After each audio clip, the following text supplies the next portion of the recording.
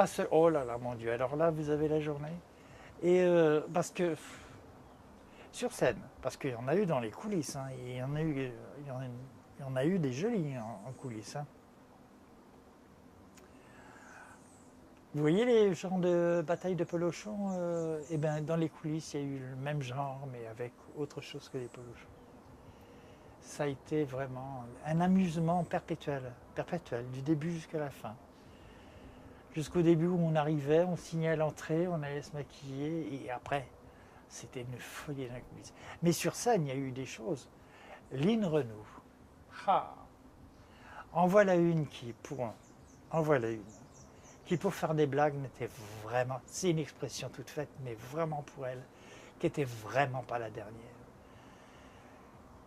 Aussitôt, elle improvisait une sottise et paf, il fallait qu'elle la fasse, quoi, parce que c'est plus fort qu'elle, quoi. C'est une femme fantastique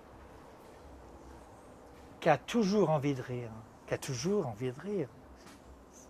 C'est incroyable. J'ai rarement vu. Vous savez, les vedettes sur scène, ils essayent de se tenir, de faire attention à ce qu'ils. Elle aussi, bien entendu, c'est quand même une professionnelle. Mais sitôt qu'il y a besoin de faire une blague sur scène, c'est plus fort qu'elle, il faut qu'elle la fasse. Je vous en raconte une, par exemple. En plus, c'est des blagues qui se voient pas.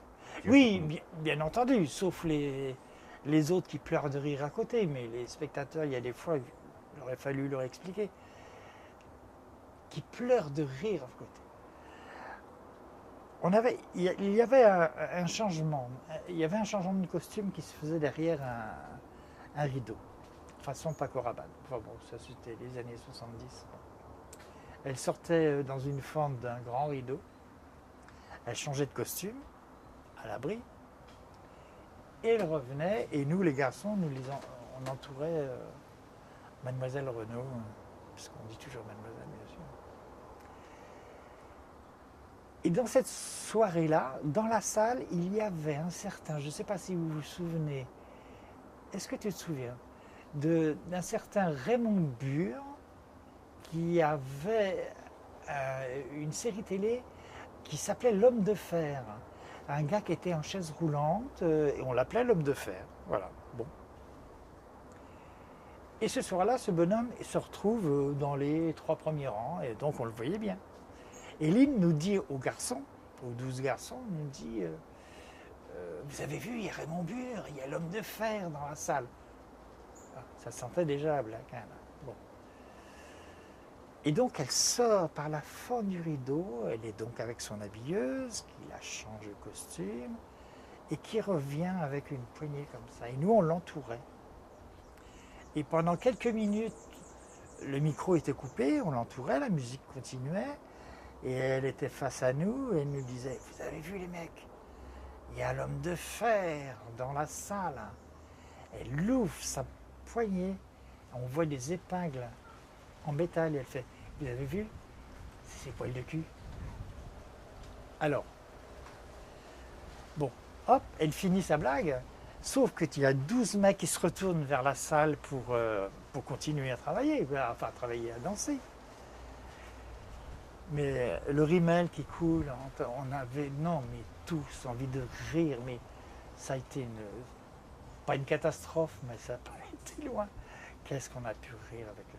Pour vous dire à quel point elle nous a fait des trucs, des remplacements dans le cancan, alors que personne ne s'en apercevait. Évidemment, dans la salle, les spectateurs ne s'en apercevaient pas.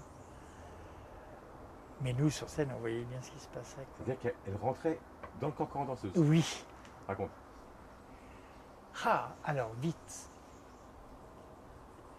Elle s'aperçoit au moment du cancan, bon, les filles étaient rentrées, enfin tout le monde était rentré sur scène, qu'il y avait encore un costume dans la coulisse qui était pendu.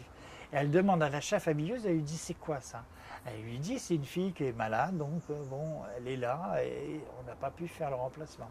Bon, ni une ni deux, notre Lynn, chérie, Lynette chérie, comme disait le régisseur, endosse tout de suite le costume, qui ne lui allait pas bien sûr, et paf, elle se met à entrer sur scène et elle a essayé de suivre la chorégraphie des filles, ça a été une catastrophe. Pas une catastrophe, non. Si, une catastrophe chorégraphique.